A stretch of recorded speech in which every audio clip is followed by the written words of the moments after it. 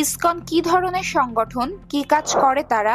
সম্প্রতি ইসকনের ধর্মীয় গুরু চিন্ময় কৃষ্ণ দাসকে জাতীয় পতাকা অবমাননা ও রাষ্ট্রদ্রোহের অভিযোগে গ্রেফতার করার পর ভারত বাংলাদেশ সম্পর্কে উত্তেজনা বেড়েছে।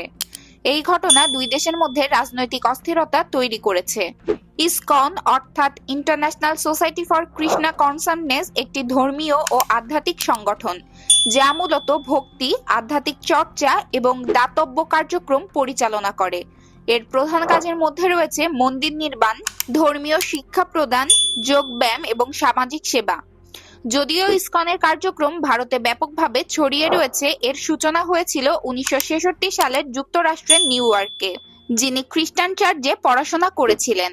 সংগঠনটির প্রতিষ্ঠাতা ছিলেন Abhaycharana Rabindra, Swami Prabhupad. Pranati Rahman, international desk, press 20 Bangla.